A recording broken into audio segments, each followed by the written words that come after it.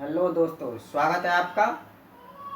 आज हम संख्या पद्धति में सीखते हैं भाजक निकालना। भाजक वैसी संख्याओं के देख चुके हैं। जैसे एक दो संख्या दी हो, जैसे हमें घात के रूप में दी हो, उस तरीके की संख्या के भाजक कैसे निकालते हैं इसमें ये देखते हैं।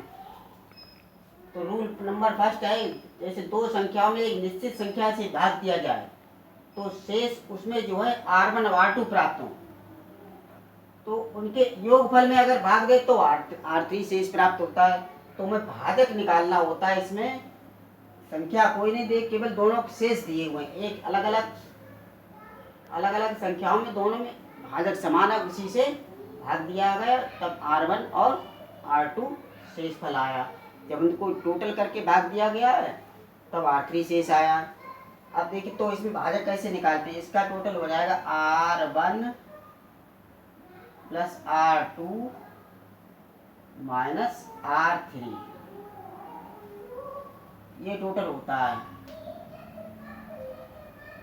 ये इससे जो है फार्मूले से भाजक निकलता है, भाजक। अब जैसे उदाहरण के तौर पर हम एक संख्या ले लें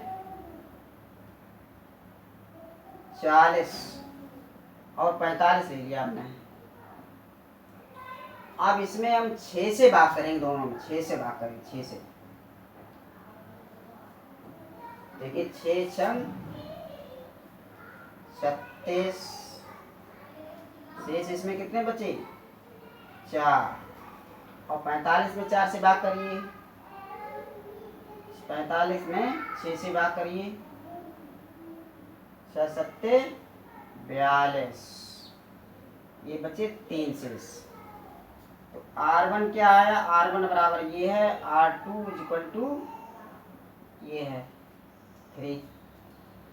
अब इनको हम टोटल ऐड करके 6 से भाग करके देखते हैं। देखिए यानी 45 और 40 कितने हो गए 85, 45 और 40 ये हमने ऐड किया है तो ये हो गए 85। इसमें हम 6 से भाग करते हैं। देखिए 6 एकम 6, 2 6 चौक 24, हाँ सिर्फ ये शेष एक बचेगा। अब इसमें ये हो गया R3, ये हम चेक करके देख रहे हैं। वैसे ये निकालने की जरूरत नहीं है, भाजक सीधा इस फार्मूले से निकलेगा। अगर शेष पर दिए हो तो सीधा इस फार्मूले से भाजक निकलेगा। अब देखिए फार्मूला निकालिए। भाजक बराबर क्या होता है, भाजक बराबर R1 plus R2 minus R3। R1 क्या है 4 प्लस R2 3 माइनस 1। देखिए कितना है 4 3 7 और माइनस में 1, तो ये 6 आ गया। 6 भाजक आ गया। यहाँ तो हमने चेक करने के लिए ये इस तरीके से करके देखा है कि आता है कि नहीं आता है। वैसे अगर शेषफल सीधा दिया होगा, पहले भाजक से पहली संख्या भाग होगा, दूसरी संख्या में R2 शेषफल आएगा, तीसरी, दोनों को योग करने पर जो शेषफल आएगा उसमें जो है ये फार्मूला लगाएंगे R1 plus R2 minus R3, तो भाजक हमें प्राप्त हो जाए कि भाजक कितना था। ओके, आगे देखिए। अब देखिए रूल 2 है।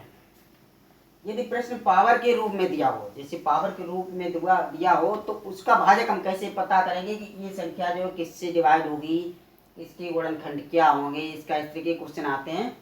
जैसे ए स्क्वायर माइनस बी स्क्वायर दिया हो, A cube plus B Q दिया हो, A cube minus B Q रूप में इसमें दिए हो, तो जो इसका पहले हमें गुणनखंड निकालेंगे। जो गुणनखंड होगा वही उसका भाजक होगा। इसके गुणनखंड के हमें फार्मूला याद होना चाहिए। जैसे ए स्क्वायर माइनस बी स्क्वायर बराबर होता है A plus B into A minus B. ये होता है ए स्क्वायर माइनस बी स्क्वायर बराबर ए plus B A minus B.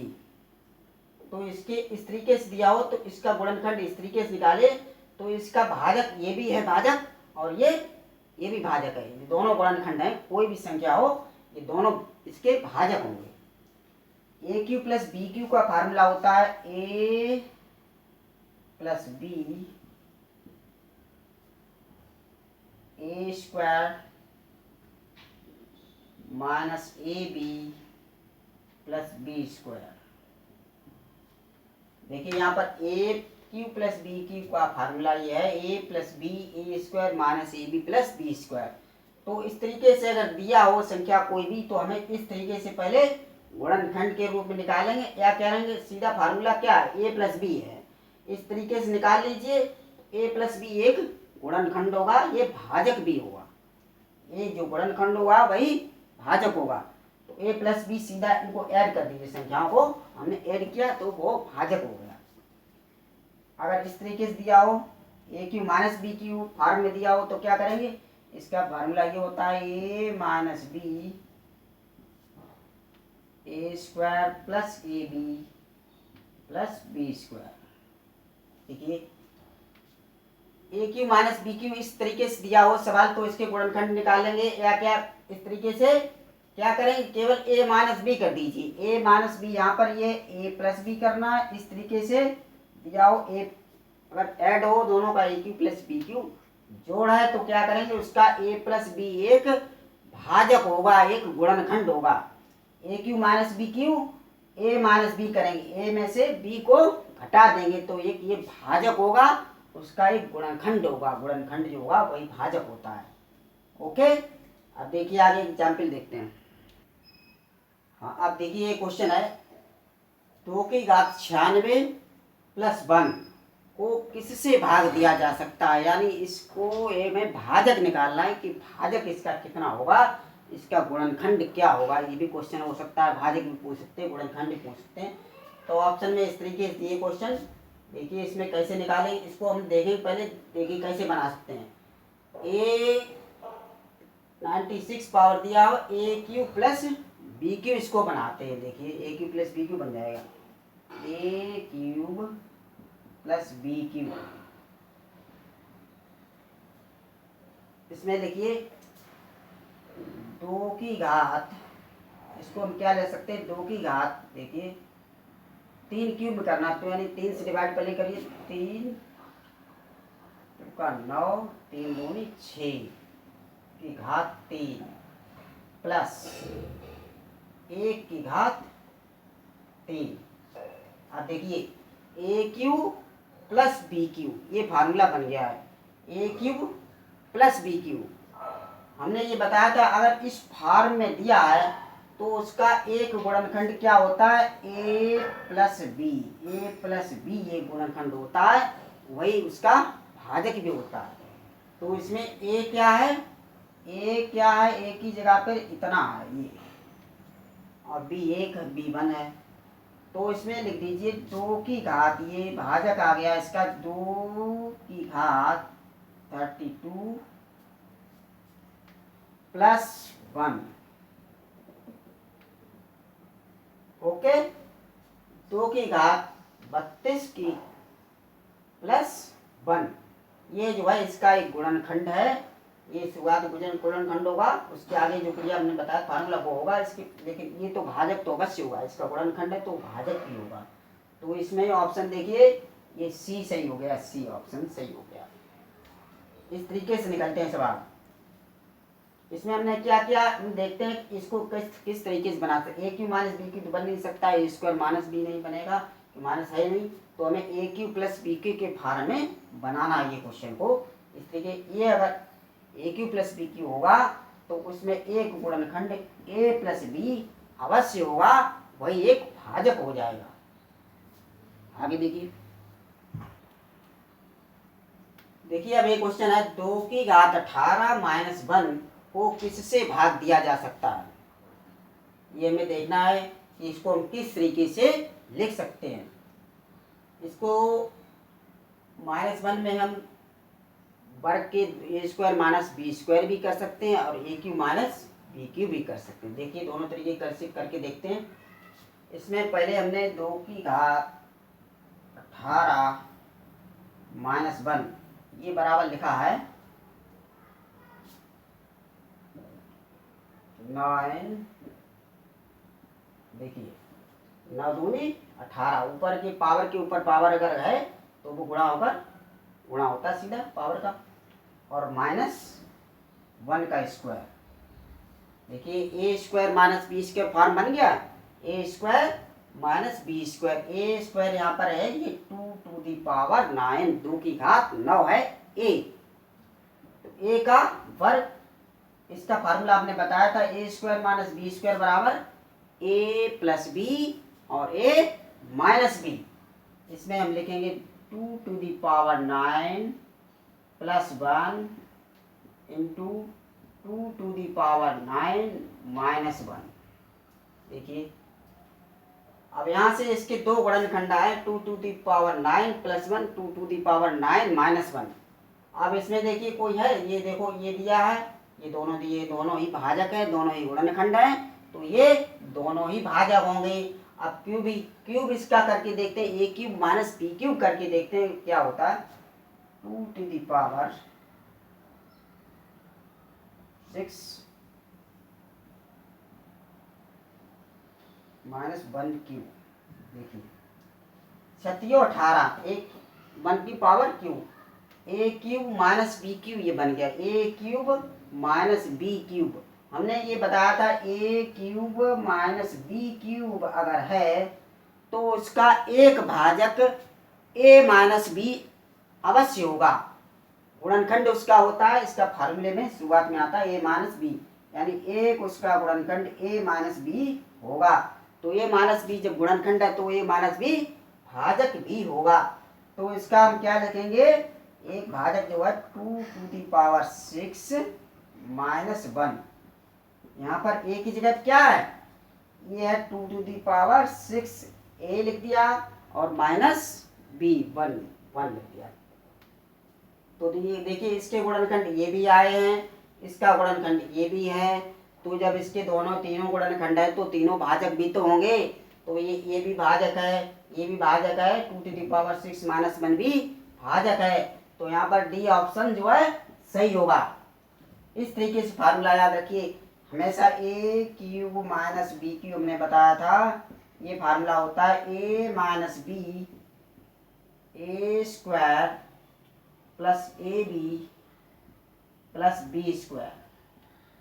ये जो है इसका एक गुणनखंड है, जो इसका गुणनखंड होगा वही उसका भाजक भी होगा, यानी ए माइनस बी हमने सीधा कर दिया, ए माइनस बी का हमने इस तरीके से निकाल लिया। अगर ऑप्शन में ये नहीं दिया है, संख्या दिया है कोई, तो देखिए 2 टू दी पावर 6 को हम क्या सकते हैं, 2 टू दी पावर 6 माइनस 1 बराबर 2 की घात 6 कितना होगा, 64 होगा माइनस 1, तो ये आ जाएगा 63।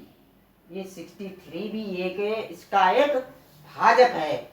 ओके, इस तरीके से भाजक निकालना सीख लीजिए। इसको भाजक इस तरीके से दिए हो सवाल तो उसका पहले हम गुणनखंड निकालते हैं, ए क्यू माइनस बी क्यू या ए स्क्वायर माइनस बी स्क्वायर बनाते हैं, तब उसका हम ये फार्मूला लगाते हैं ए plus B A square minus A plus B लगाते हैं, ए माइनस बी, और ए क्यू माइनस में ये वाला फार्मूला लगाते हैं। इस तरीके से अगर ये नहीं दिया है तो संख्या में दिया हुआ तब ये 63 इस तरीके से एक भाजक आ जाता है। आगे देखिए,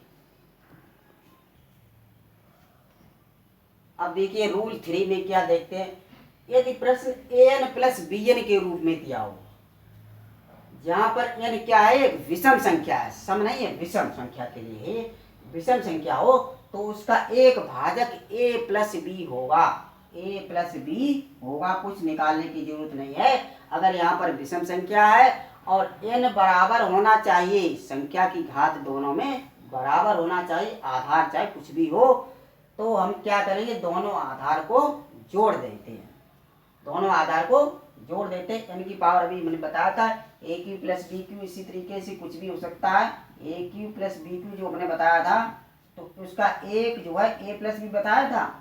तो अब इसमें क्या, यहाँ 3 तक है, अब इसकी कितनी भी घात बढ़ा दी जाए, विषम संख्या हो, इसमें कितनी भी घात बढ़ा दें तब एक उसका भाजक जो है a प्लस बी अवश्य होगा। जैसे एग्जाम्पल के तौर पर देखिए, ये दिया है 17 की घात 113 प्लस 12 की घात 113, यहाँ पर क्या है, समान समान दोनों संख्याएं, घातें दोनों बराबर होना चाहिए और विषम संख्या होना चाहिए, तभी के लिए ये। इसमें हम क्या करेंगे, 17 और 12 को केवल ऐड कर देते हैं, a प्लस बी करेंगे, 17 प्लस 12, ये बराबर आ गया 29। ये सीधा फार्मूला लगाइए, कुछ भी ना करिए, केवल an प्लस bn दिया हो, विषम संख्या पावर हो, दोनों पावर समान हो, तो क्या करेंगे, दोनों के आधार को ऐड कर दीजिए, जोड़ दीजिए। ओके, इस तरीके से निकालिए, ये होनी चाहिए विषम संख्या। अब आगे देखते हैं। अब देखिए ये क्वेश्चन है, इसका भाजक निकालिए, निकालिए फटाफट। क्या दिया, 7 की घात 82 प्लस 3 की घात 41, इसका हमें एक गुणनखंड निकालना है, भाजक निकालना है। निकालिए। देखिए यहाँ पर घात जो है अलग अलग है, हमें यहाँ से कर सकते हैं बराबर, इसमें अगर 2 का भाग कर दें तो ये जो है 41 आ जाएगी, यहाँ पे 41 दूनी 82, तो यह करेंगे 7 की घात 2 और इसमें क्या करेंगे, 2 से भाग करिए, 2 चौकू 8, 2 एकम 2 प्लस 3 की घात 41। अब देखिए 41 41 बराबर हो गई और विषम संख्या भी है और बराबर भी है, यहाँ के साथ बार करिए, 49 की घात 41 प्लस 3 की घात 41। अब क्या विषम संख्या है, विषम संख्या पावर में है और बराबर भी है और प्लस का चिन्ह है, इस तरीके से फार्मूले में हमने क्या बताया था, तो इसका एक जो है भाजक a प्लस बी होगा, यानी 49 प्लस 3 52 आ गया। ओके, ये हो गया। अब अगला रूल देखिए, अभी तक हम क्या पढ़ रहे थे, an plus B N, an plus B N हुआ, तो अगर n विषम संख्या है और समान है तो उसका एक भाजक a प्लस बी अवश्य होगा।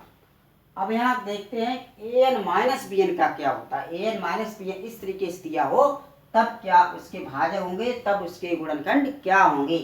an minus B N, n कैसी संख्या है, n एक विषम संख्या अगर है तो क्या होता है, देखिए विषम संख्या, n विषम है, अगर n संख्या विषम है तो अभी हमने बताया था a cube minus B cube, उसकी पावर कितनी भी लगा दीजिए, विषम संख्या है तो उसका एक भाजक जो है, ये देखिए a माइनस बी होगा, a माइनस बी होगा, एक भाजक ये होगा बस। उसमें क्या था, यहाँ प्लस लगा था तो उसमें a प्लस बी अवश्य हो जाता था, संख्या जो पावर थी वो विषम ही थी, यहाँ पर a माइनस बी कर दीजिएगा। और दूसरा क्या, अगर मान लो n सम संख्या हो जाए, जैसे an माइनस बी एन दिया हुआ है, n क्या है, सम संख्या है, सम है, तब क्या हुआ, सम संख्या का हमने फार्मूला बताया, ए स्क्वायर माइनस बी स्क्वायर, उसके दो गुणनखंड होते हैं, ए स्क्वायर माइनस बी स्क्वायर बराबर ए प्लस बी और ए माइनस बी, ए प्लस बी भी इसका भाजक है, ए माइनस बी भी इसका भाजक है। इसी तरीके से इसकी कितनी भी पावर हो, 2 की पावर कितनी भी हो, सम संख्या हो, तो हम ए प्लस बी ये दोनों ही उसके भाजक होंगे, दोनों ही उसके गुणनखंड होंगे, यानी ए प्लस बी और ए माइनस बी ये दोनों ही होंगे उसके, बोथ दोनों उसके गुणनखंड होंगे, दोनों उसके भाजक होंगे। ओके, ए स्क्वायर माइनस बी स्क्वायर का फार्मूला याद रखिए, ए प्लस बी है, अब इसके ऊपर पावर कुछ भी कर, कितनी भी पावर आ जाए, एन माइनस बी एन दिया हो और पावर सम हो तो उसका कुछ मत निकालिए, ए प्लस बी और ए माइनस बी ये तो भाजक अवश्य होंगे दो। अब इसको आगे करने की जरूरत नहीं है, इसी तरीके से अब देखिए एग्जाम्पल दिया है, 48 की घात 17 माइनस 7 की घात 17। ये कैसी संख्या है? विषम संख्या है। विषम संख्या में हमने फार्मूला बताया था, क्या होगा? a माइनस बी, इसका एक भाजक अवश्य होगा। इसका एक भाजक निकालना है। भाजक क्या होगा?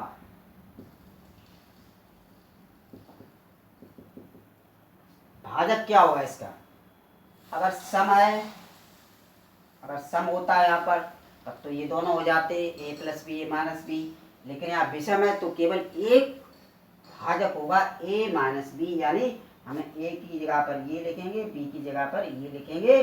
48 माइनस 7 तो 41 संख्या जो है, 48 माइनस 7 41 जो है, एक इसका भाजक हो गया। फिर से देख लिए, कोई चीज समझ ना आई हो। अगर यहाँ पर प्लस था पहले, A N plus B N, यहाँ प्लस था और एन विषम था और समान था, दोनों में पावर समान थी, तब उसका एक भाजक होता था a प्लस बी। लेकिन यहाँ A N minus B N संख्या विषम ही है, यहाँ माइनस लग गया है, तो उसका एक गुणनखंड इसका a माइनस बी होगा। a माइनस बी इसका एक भाजक होगा। इसी तरीके से A N minus B N, यहाँ एन सम संख्या है, तो हमने सम संख्या का ये बताया formula, a plus B, A minus B, ये दोनों ही इसके फैक्टर होंगे, इसके दोनों ही इसके गुणनखंड होंगे और दोनों ही इसके भाजक होंगे। इसके दोनों ही इसमें इस संख्या का, इस संख्या से दोनों में किसी से भी इसमें पूर्णतः भाग चला जाएगा।